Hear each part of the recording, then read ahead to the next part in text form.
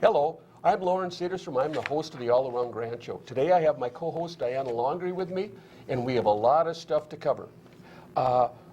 First, I'm going to start out with a public document. This is from the North St. Paul Police Department. This is an incident report. It started on September 4th, 2019 at 13:41 or in the afternoon. Okay, involvement subject. Jeffrey Charles Huber, 9520 Stillwater, Joliet Avenue, Stillwater. And here, I'll read the report. On Wednesday, 9/4/19 at 1341, Officer Alvin Ailes observed a vehicle parked next to dumpsters of McKnight Fields and 10th Avenue. Upon arrival, we observed the Minnesota license 705 VLD in the far field behind McKnight and softball fields with a trailer full of cedar planks. We spoke with the driver, Jeffrey Huber, who advised us he had permission from 622 School District to dumpster dive to repurpose the cedar wood. Huber provided me with the name and phone number he wrote down on this District 622 Operations Supervisor, Scott Peterson.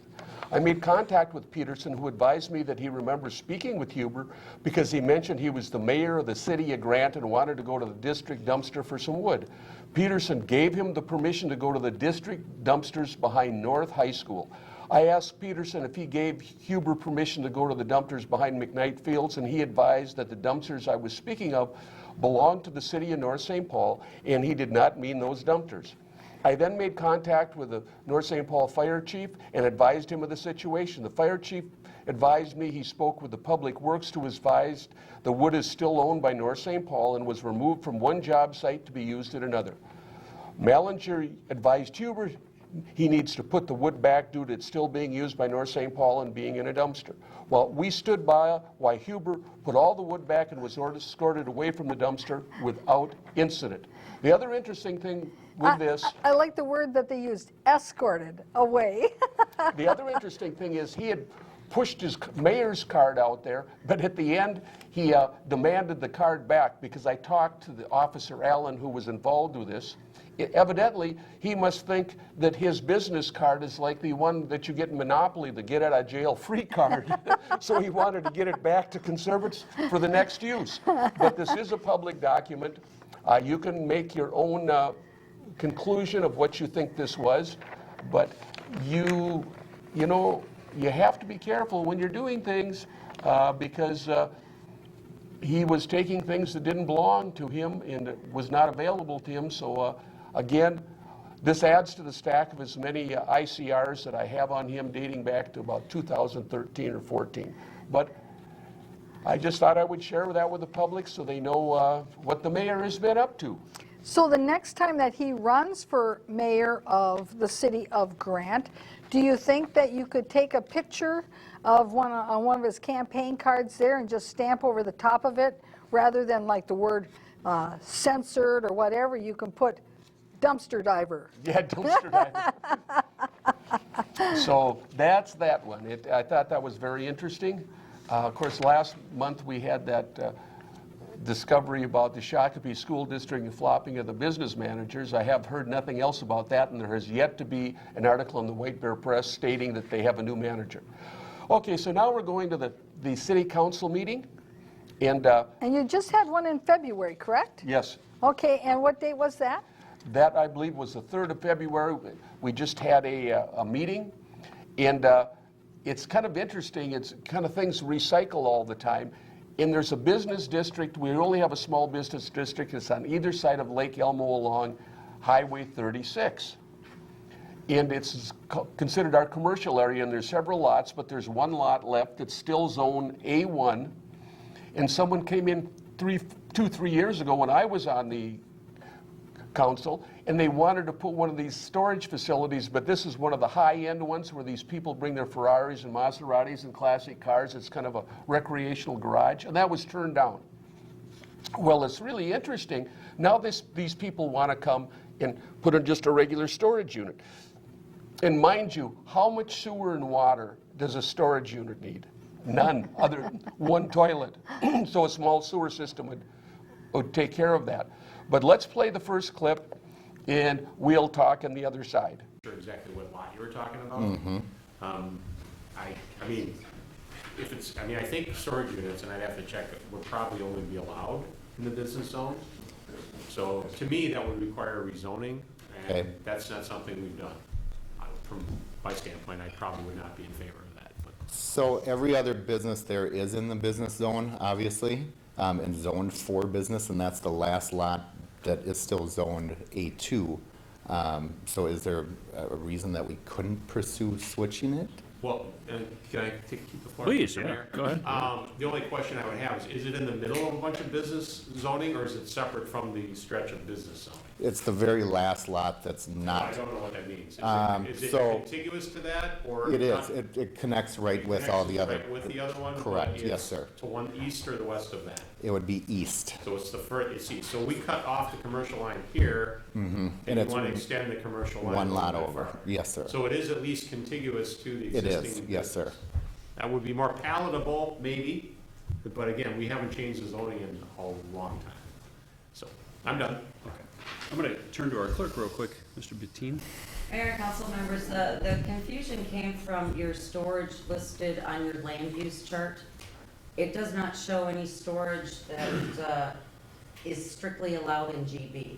It shows that it's allowed, so there's several different types, but it shows that it is allowed in storage as a principal use with a conditional use permit in all zones.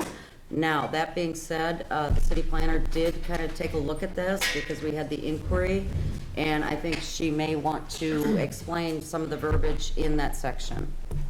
They're talking about they have to rezone this when it's the lot right next to the business district. Now, we're going to be talking a little bit later on about another commercial thing they're putting in, and they're not rezoning it, they're letting it pass. It's really interesting to see how flexible these rules are depending upon who you are and how they twist and turn things. And Mr. Sederstrom, what I would like to see is I would like to see their plan that they had, their land use plan that they have submitted to the Metropolitan Council for approval. Because that land use plan more than likely should show, obviously, this commercial area, this business area, and then does it call out that there's just one little lot that is A2? I mean, does it do that? I mean, is this the kind of land use strategy that the Met Council is going to be supportive of? I don't think so, because generally they want consistency along a transportation corridor. And so this would not be consistent to have the whole rest of it as commercial, a business zone, but then leave one little lot open for only A1. And then this idea that, as the city clerk mentioned, that there are many different land uses that are agreeable or that would allow a storage area, a storage unit, provided that they have a conditional use permit. Well then, you know, why is it that they are just saying absolutely not? And I found it also fascinating that former mayor Tom Carr, who is now a council member, did not know what lot was being talked about. Because I'm assuming that in their council packet, they had a map of this particular proposal, that it showed exactly what lot was being talked about, and that he should have known, since he's lived there a long time and he's been serving on the council for years and years and years and years. Yes, it's very interesting, but again, what I'm trying to point out is how inconsistent these people are and how their reasoning goes back and forth like you can't believe. But let's play the next clip.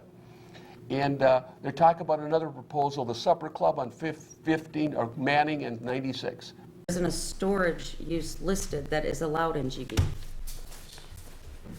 Yeah, so it would be, I'm going to jump in here. Yep. So you'd end up with a map amendment, you'd also end up with a usage change, and just in the interest of full disclosure, Ms. Bettine, this has been proposed, Mr. Carr may remember this, may not, has been proposed 5-6 years ago. We had another gentleman stand right where you are, asked exactly the same question, and at that time, the council told him that we weren't interested in taking those farm fields there, which is essentially where you are. By the time you spread that out a little bit, you've got a massive natural gas line there between you and Polywater.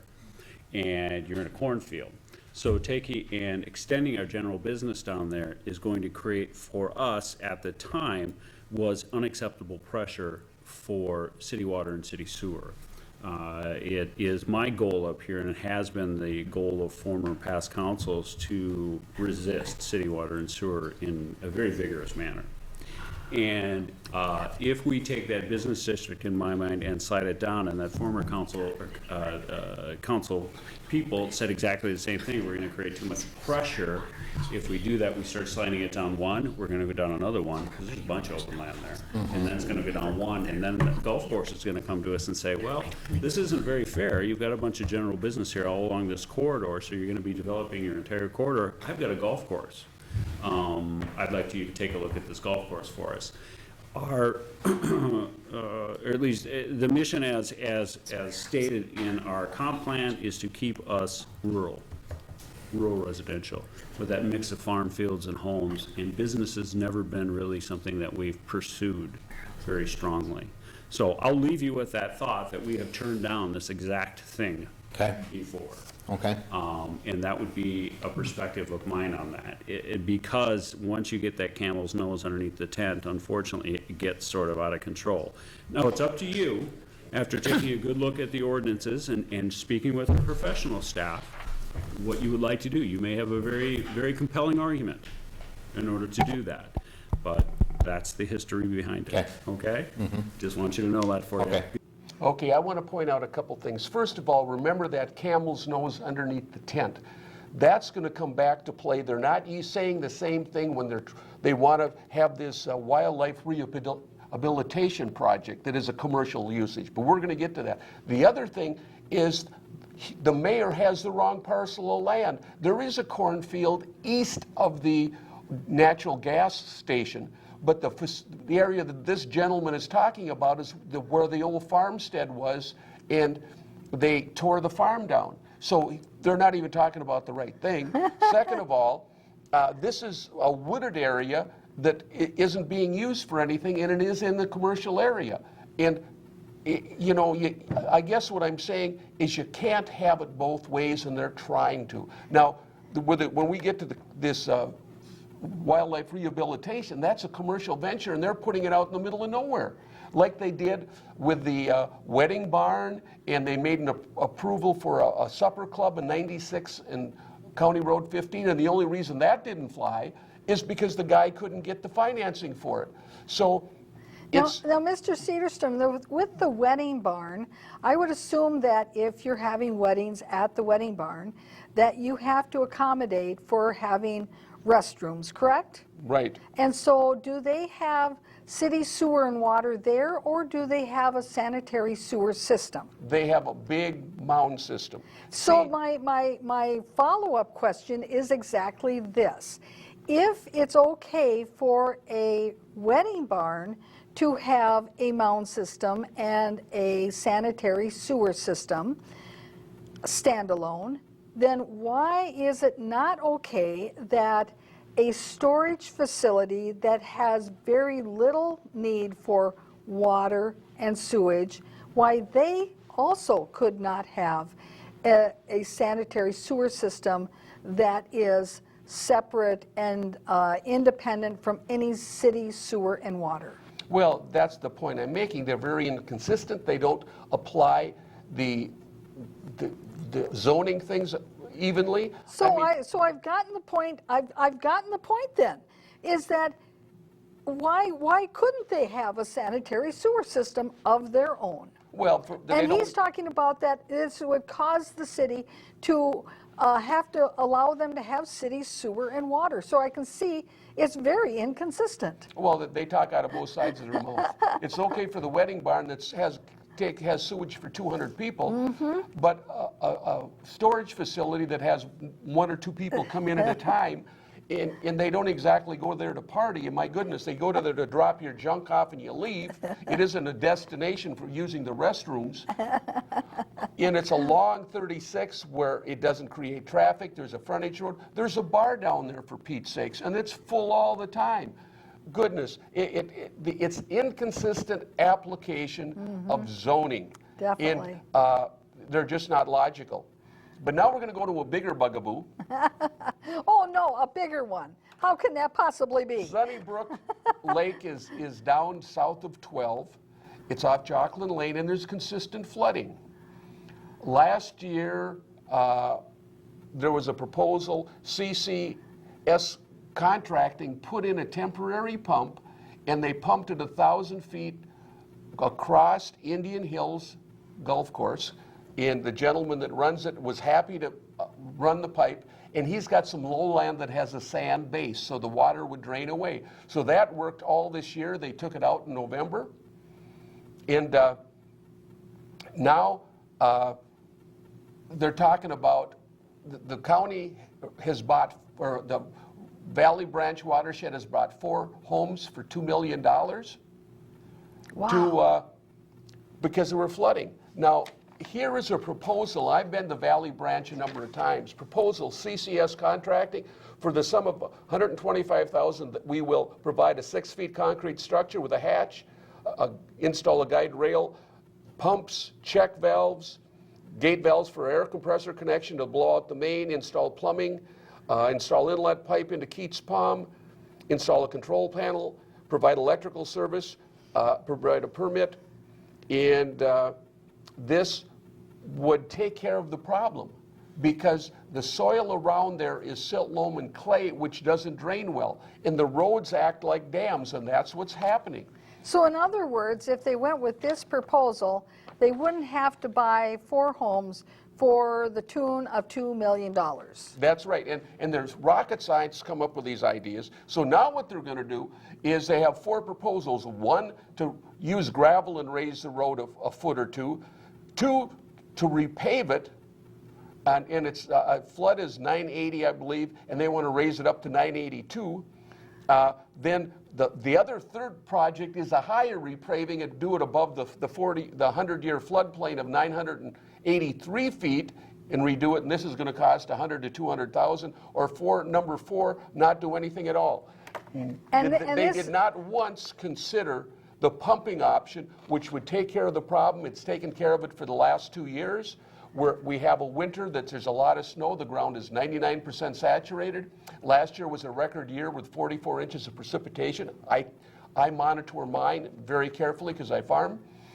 And that was never mentioned, but they're willing to spend millions of dollars and spend all these things when the solution is right in front of them. So I just want to be clear, is that who wants to spend the $2 million to buy the 4 houses? Well, that was Valley Branch Watershed. They've already spent $2 million to buy the 4 houses, and now they're going to saving money in the budget for next year.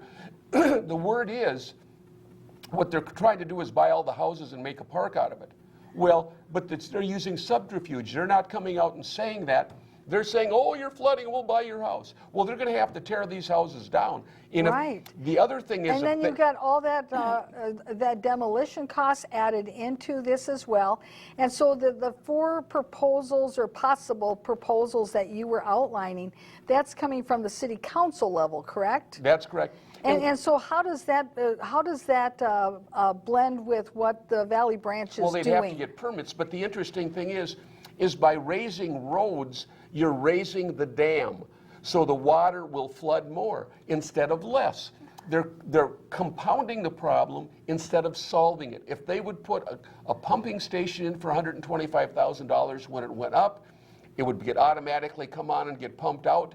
It would be very minimum, but again, so we'll start to play some of this next clip and we'll go from there. The staff to raise the roadways in the event of severe flooding for the Sunnybrook Lake watershed.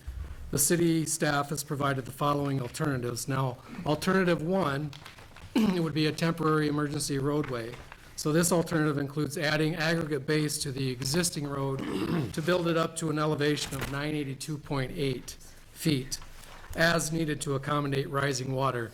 Now, as needed, I would preface that by saying we could do some road maintenance to the road. We wouldn't be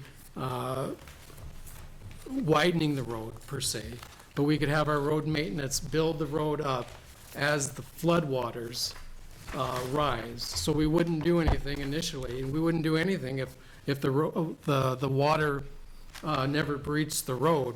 But if it did, we could start having our road maintenance contractor build up the road as we go.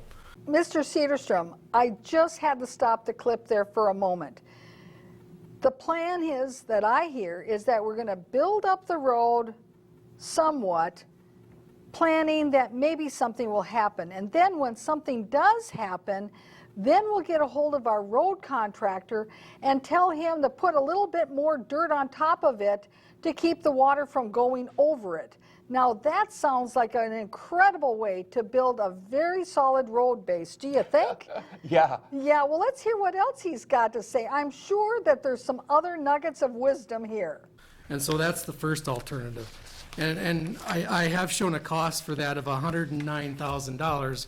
Now that cost is a project cost, which should include engineering and a full build-out if, in the event, we would have to raise that road 3 feet. So, you know, we wouldn't necessarily build up the road unless we absolutely had to. And if we built the road up 3 feet, it would cost approximately $109,000. Now, I figured or assumed a 20%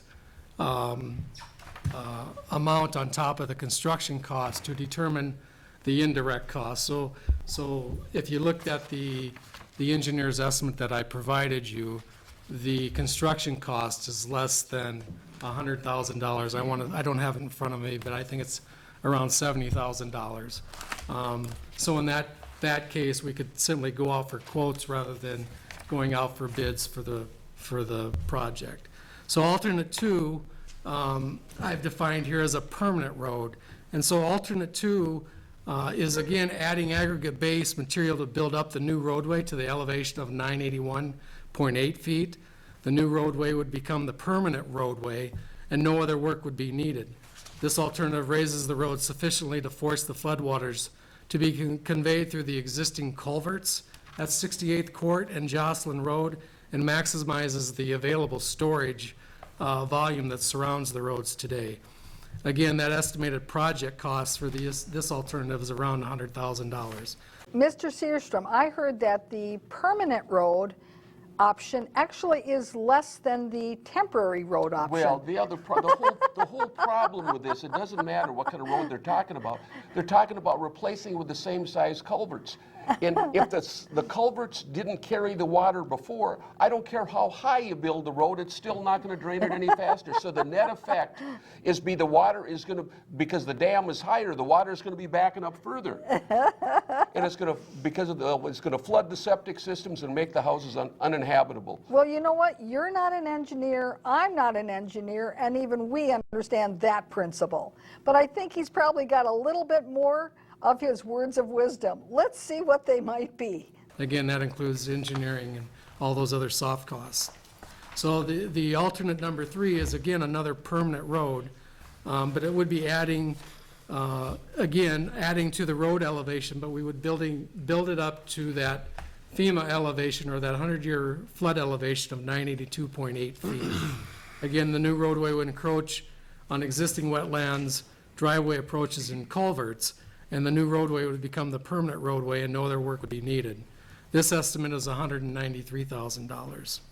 So the last alternative is kind of the do-nothing alternative, where we would just leave the roads at or near the existing elevations, and then we would have to work with other local agencies to implement an emergency action plan if floodwaters would exceed the roadway. But there is another option, option number 5, which is exactly what Mr. Sederstrom has here, which for $125,000, you can put in those pumping stations, and that takes care of it.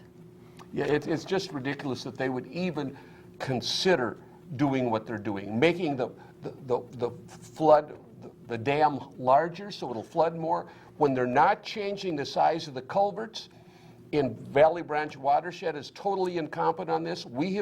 I've been down there many times explaining this, going through this, and they're ignoring it. But now this is going to get even more fun. Now we're going to hear the emergency response that the county's coming up with. So let's play that and talk on the other side. It involves boats too, so it'll be fun. I can't wait. Fire and our patrol commander on staging an airboat at Matamidi Fire, and discussions with him about doing a tour there to take measurements and make sure that we'd be able to store it there, but his belief is that it would fit.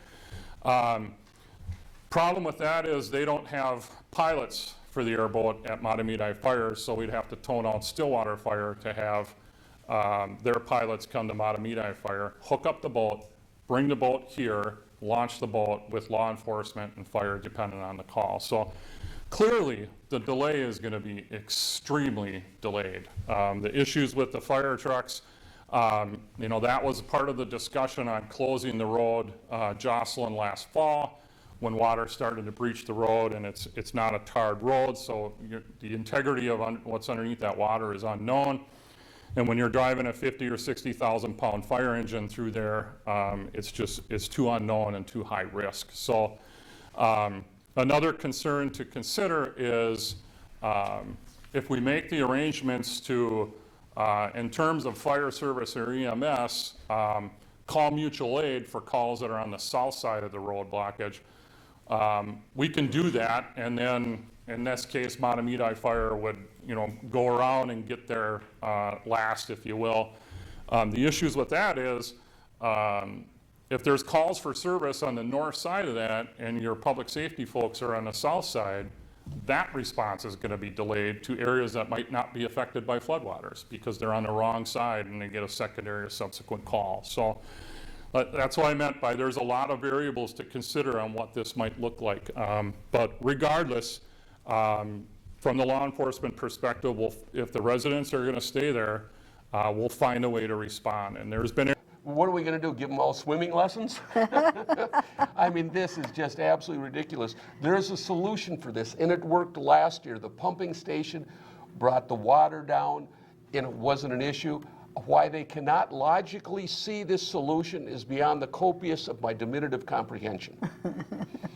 But now we're shifting gears. Oh boy, now we're going to this wildlife rehabilitation. I bought my 40 acres from the Kendrick farm, and there's a 15 and a 6 acre or 7 acre parcel down there. And they had to join them because they put a cell tower. Well, this is an old house that's split into a duplex, and the Wildlife Rehabilitation Center of Minnesota has purchased it. And I went to the Planning Commission and made a presentation. I brought it with me, and I'll just briefly go over it.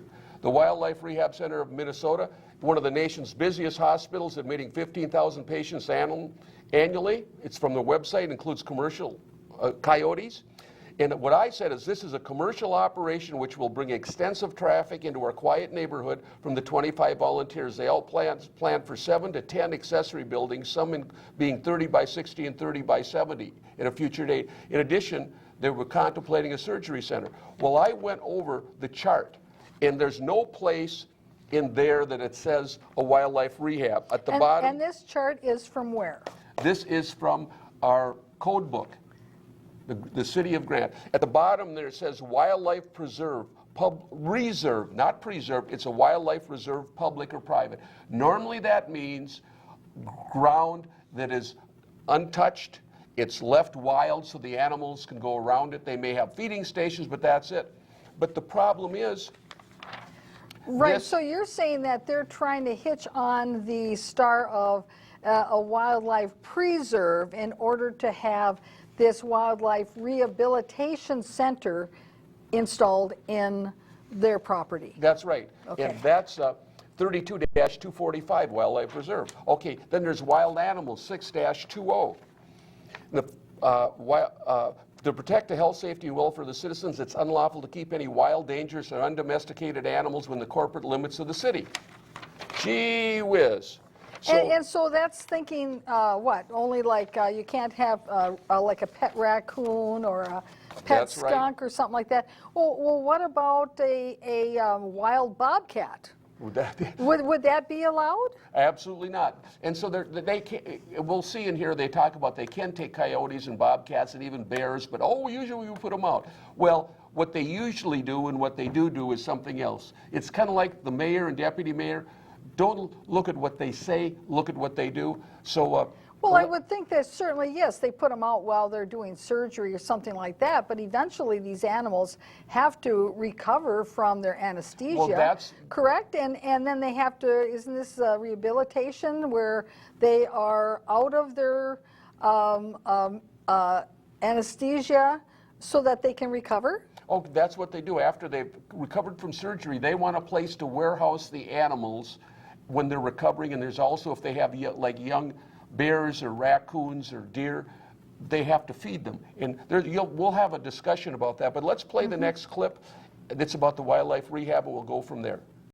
Which cannot be verified in terms of do they meet setbacks, do they meet the buffer areas, et cetera, because the delineation has not been completed. So there are a couple outstanding issues when it comes to the wetlands. With respect to the proposed operations, it is a wildlife rehabilitation center. I'm going to emphasize the word rehabilitation because that's how it's been described by the applicant to me. For those of you that are familiar with our organization, they do have a veterinary hospital, wildlife veterinary hospital, that's in Roseville. That facility is proposed to remain as part of this and be part of the operations. So it's my understanding that really this location is really more about sort of that transition care between the hospital environment, then transition, then hopefully if all goes well, they're released back into the wild, but not from the site, which you'll see as a condition in the draft permit this evening. There are some veterinary services that would be provided on site, but not a lot. The vast majority of this is really about the rehabilitation and sort of that transition piece, which if you have questions about that and rehabilitation of squirrels, Mr. Jenny is here and he can certainly. Wow, I am really concerned about the rehabilitation of squirrels and the impact on my neighborhood. But you mentioned, Mr. Sederstrom, that it also includes bobcats and coyotes and bears. Well, Did they talk more about those? Well, they're going to be talking about that. But the point is, they want to put 330 by 60 buildings and 330 by 70 buildings. At the beginning of that, if you saw on the screen, I should have pointed that out, all the buildings are going to put in there because there's no limit over 20 acres. Now, the interesting thing is, for example, I have 42, almost 43 acres. So according to code, I can have 21 horses. Now, I'm not going to build a horse barn for 100 horses if I can only have 21. And that's the same thing, it's common sense in agriculture. If you could have if you can only have 40 or 50 hogs on your property, that's the size of building you're going to build. Unless, you can go for a stockyard or a feeding lot, but then you go to the state of Minnesota and there's a whole different ballgame. But we're going to have all these animals, all these cages, and the interesting thing is, like horses, they don't do a very good job of digesting food, so about half of what comes up is just chewed up grass. When you're talking about having a bunch of animals that are carnivorous, the excrement from those is much more smelly and volatile. And where are they going to get rid of this? This guy says in one of his presentations, oh yeah, we just put it in the garbage. Well, that isn't very appropriate either. And again, this is a commercial operation, and they're not saying a darn thing about, oh, it's commercial. Now, gee whiz, something as busy as a storage center, oh, it's commercial, the sky is falling. And it's in a business district. They're out in the middle of a neighborhood, and they're talking about installing a commercial basis. But And more than likely, the reason that they are claiming they're not commercial is, are they a nonprofit? they're a nonprofit. And That's it. so that's sort of the mincing of words. And so they may be a nonprofit, so they may not be operating for profit, so therefore not commercial. But your point is that the impact and the amount of people and traffic and other considerations is equivalent to if it was a commercial practice going on. Well, it's so just because they have a different way that they're classified for tax purposes, that isn't necessarily indicative of the impact they have on the community. Oh, absolutely. Now they're Right. going to cross it with a vet clinic. Watch how they twist and turn the words, and it's just ridiculous. Play this clip and we'll talk on the other side. From a dimensional standard perspective, when we take a look at the two uses, so essentially the way staff looked at this is it's kind of a hybrid between two uses in the use table, the table of uses. So we've got a wildlife preserve that's identified on the city's table of uses, and then we have veterinary services or a veterinary clinic that is on the table of uses. With the wildlife preserve is simply permitted, so had we gone in that direction, we wouldn't be sitting here because they would have just gone and done the application, or not even done the application, they just would have begun their operations.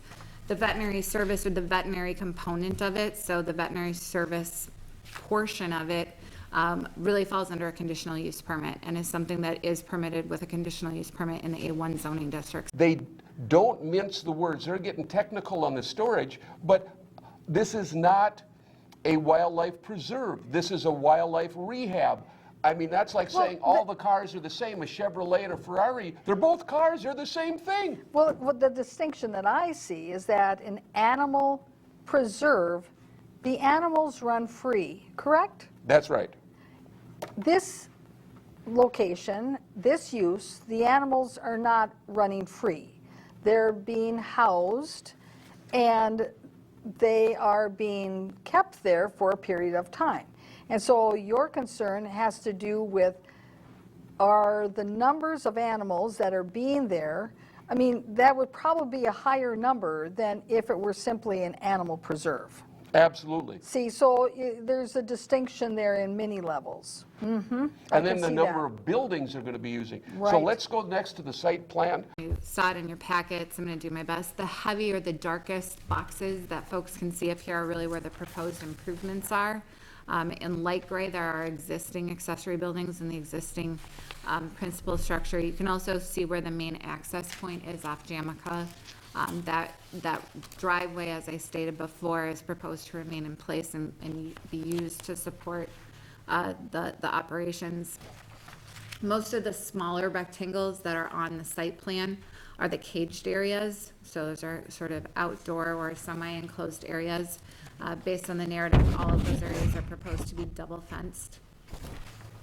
The larger structures, so there's one kind of, I always forget my little pointer doesn't work in here, but it's sort of in the middle and it's kind of in a T shape or more T-shaped than others. That is the main nursery facility that's proposed. And then south of there, there's a large rectangle. That large area is the proposed waterfowl facility. In your packets this evening, Brown Creek Water provide additional response between the Planning Commission and the meeting today. And I haven't had a chance to speak with the applicant about. Is Browns Creek already has said they can't put that pond area there for the ducks because it's on a steep hill and it's going to be going into a wetland. Well, so that's already a done deal. They can't do that, but they're planning this grandiose stuff. There's so many buildings on there already that they're going to have like 32,000 square foot of buildings there, which is insane for the amount of land it is. There's already a cell tower there. That's a lot of recovering squirrels. You realize that. Yeah. How many recovering squirrels could they house? I don't know, it sounds kind of nutty to me. And they're, it is just out of control. And they're talking about they're going to have 4 or 5 people living on site, and that issue is going to come up again. They're talking about having 20 employees coming and going. They have a shift in the morning and a shift in the afternoon. Well, how much traffic is this going to be? It's just kind of insane. That's why I'm saying this is a commercial, a wildlife reserve. You don't have anybody driving in and out. Vets stations, Stillwater Vet, it's along 36, by the way. I've been there many times, I use them. And there's not that many cars coming and going. Morning and night, there's going to be cars coming and going to feed the animals, clean the cages. They feed them in the morning, they clean the cages, they feed them at night, they clean the cages. So there's going to be Lord knows how many people coming.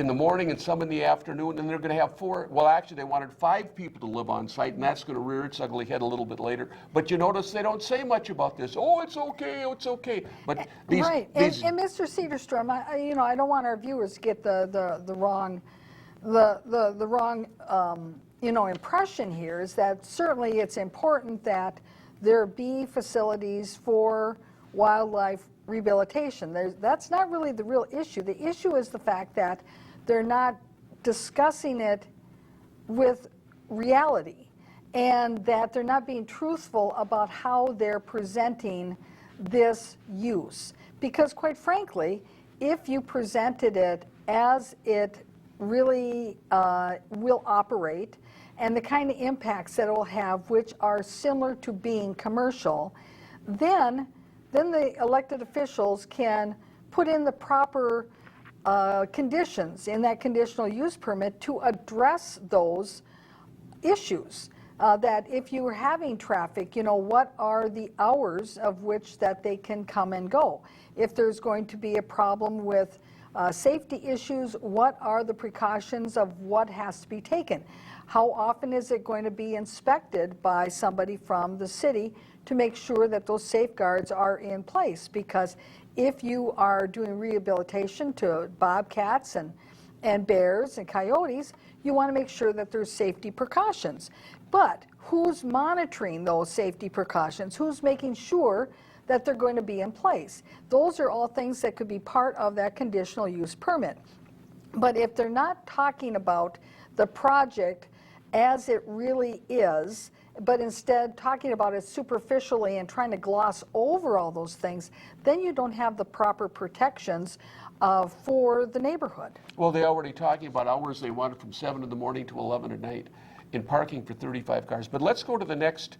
Right, but is that consistent with the character of the neighborhood? Absolutely Which, not. as you know, as a council member, conditional use permits, that is part of what those conditions look at, is how to keep it consistent with the character of the neighborhood. That's why you put conditions on there. So to say that the hours of operation can be till 11 o'clock at night, does that mean then that the guy who has the farm next door, if there is a farm next door, can he be operating his farm equipment till 11 o'clock at night? You see, there's noise ordinances too, aren't there, in the city Oh, of Grant? absolutely. And so there's other kinds of considerations, and they all have to be measured by the same considerations. And I think that's really your point. Yep, absolutely. Let's play the next clip and we'll talk on the other side. Mr. Carr and I approved a CUP about 5 years ago for a supper club on one of our main corners, our main drags. And that supper club at the time came to us with a building about this size, with a building plan, with blueprints, with exactly what was happening with it, with exactly everything else that was going to be built out, but at the time had no funding. So they were out looking for funding the same way this organization is going to be doing. That's something to keep in mind as we look at this, and I'm sure Mr. Carr remembers that very well. Number two, the CUP process is not only to benefit a landowner, it's to make the landowners and the neighbors around it both aware of it and to protect their use and quiet enjoyment of their properties as well. And as Jen said, the reason that, for example, just to pick an example out of the air here, the waterfowl center that I see there of another 6,000 square feet, but is not really going to be added to this project for possibly years, depending on the fundraising that the organization does. Well, once the neighbors get used to having a certain operation and then these operations change and we don't have any specific plans, and when the plans that we are hearing about are on incredibly steep slopes overlooking a pond and probably can't be built on without variances, I start to look at the CUP application not in the same light, but certainly along the same vein of the gentleman who was in here earlier that wanted to build a mini storage but provided us absolutely no information at all. Now, this one has some information, but I have a lot of open questions on this, and I'm just going to preface this as a start with that in terms of what the mayor's observations are at this point. Now, gentlemen, Now Washington County doesn't want to put in a turn lane for them.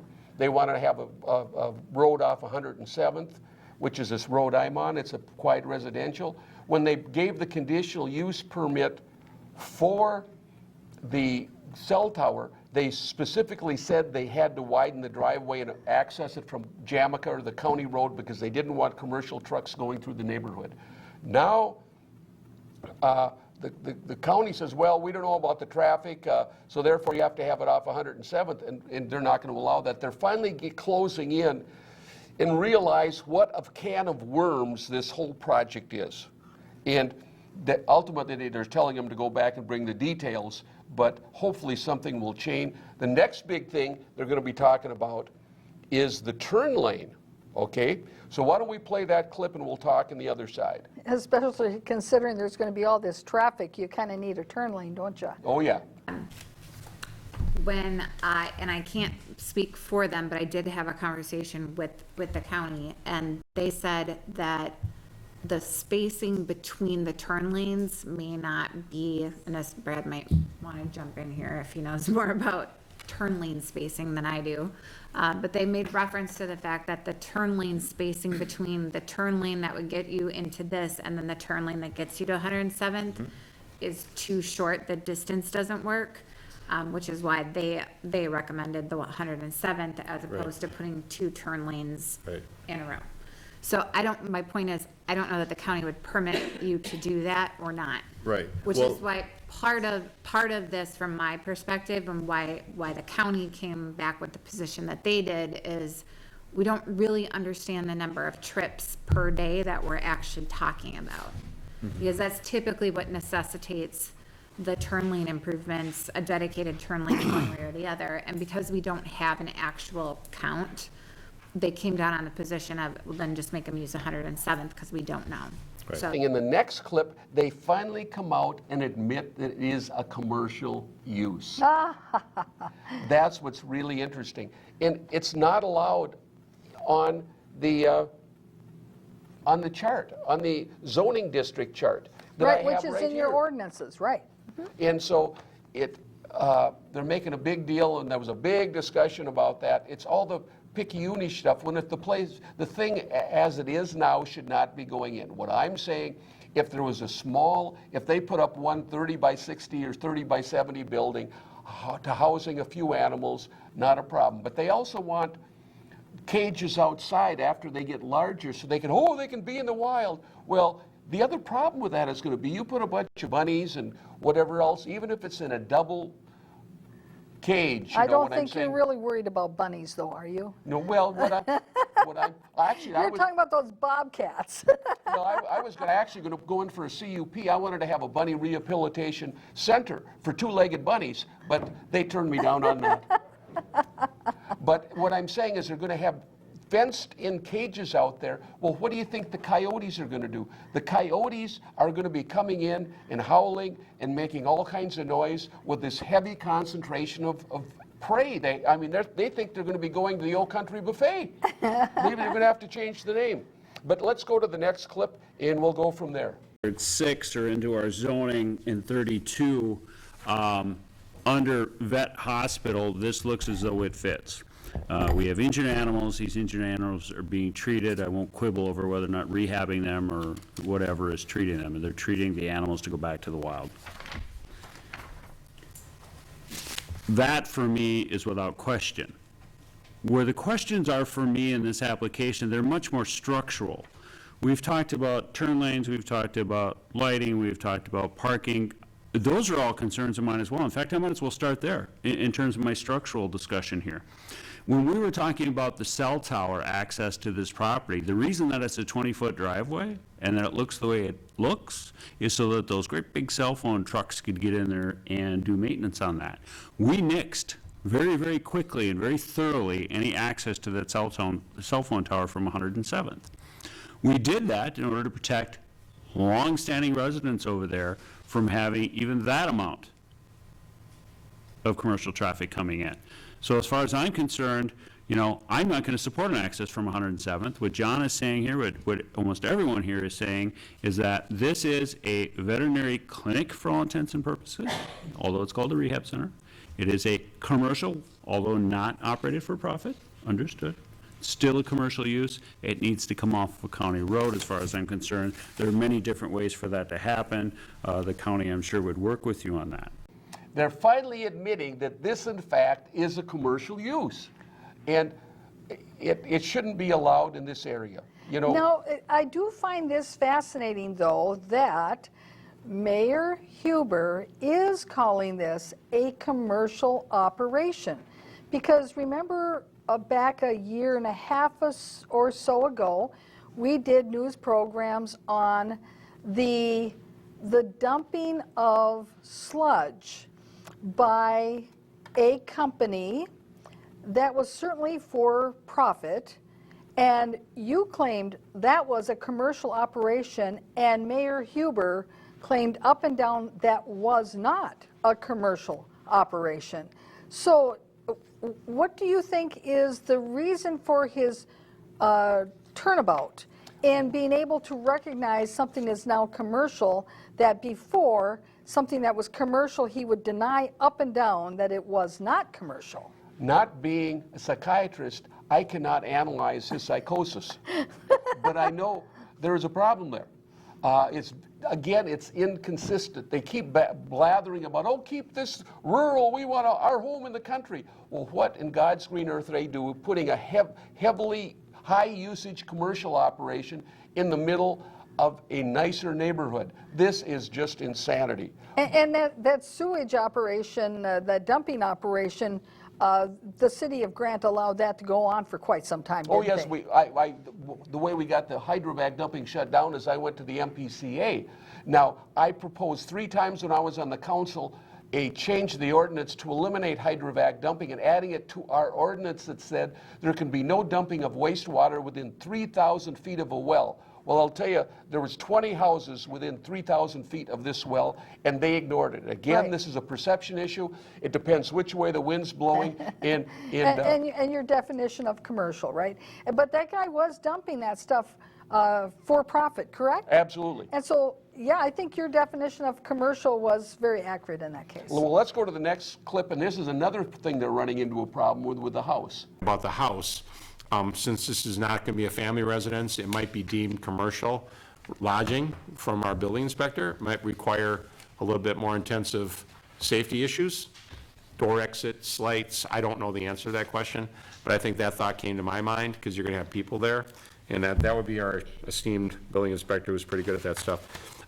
To Jeff's point about having some of this stuff, laid out better. I think also ADA compliance. Well, one of the other issues is they're proposing having 5 people living in the house when we have ordinances that said only 4 unrelated people can live in one house.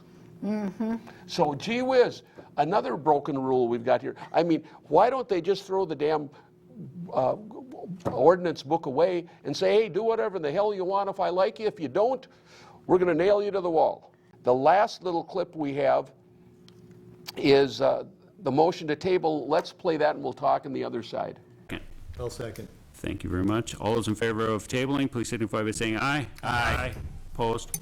Thank you, Mr. Jenny. May I make one more? So they tabled it, and with direction to how to change the application and then come back, or did they, what did they do? They gave them a 60-day window extension. They want to come back because there are several issues. The waterfowl has to go through Browns Creek, and Browns Creek has already said there's no way we're going to let you put a building with a runoff from 100 ducks that goes into a wetland. So that's done. We have too many people living in the house. We have the high level of traffic, 25 people coming and going. Oh, it's only from April till November 1st. Well, yeah, so it is December, January, February, March, nobody, but they have 2 shifts for feeding people, so that's the problem. Then they're talking about all these buildings. There's already 10 buildings on this site. And these are large buildings. There's a large chicken house. There's a couple other barn-type buildings. Of course, now they also have it for horses, so there's 2 or 3 lean-tos for horses. And there's a big garage. There's 10 buildings already on the site, and now they're talking about putting in 6 more, plus double-fenced areas that are 8-foot-high chain link with barbed wire around the top to keep any animals from getting into the critters that they have inside, because they want to keep, we want to keep them wild, so after they're rehabilitated to a certain stage, we put them out in the open so they can, in a large pen, so they can feed on their own and keep wild. Well, yeah, that's good. You have all these critters in a cage, you think the coyotes aren't going to find them and be there howling and making a mess? So from the commercial usage, the intensity of use, the traffic, this is just ridiculous. Right, so in other words, they could have just simply denied the application, correct? That's absolutely right. Because the application was deemed by the applicant to be complete. I mean, because that's what part of the process is that if you have an application to a city for a use like this, and you're going before them, I mean, the staff makes sure that all the materials are in the application first, and that once it's complete, then the 60 days start to run for the decision, either yes or no, or to extend that 60 days.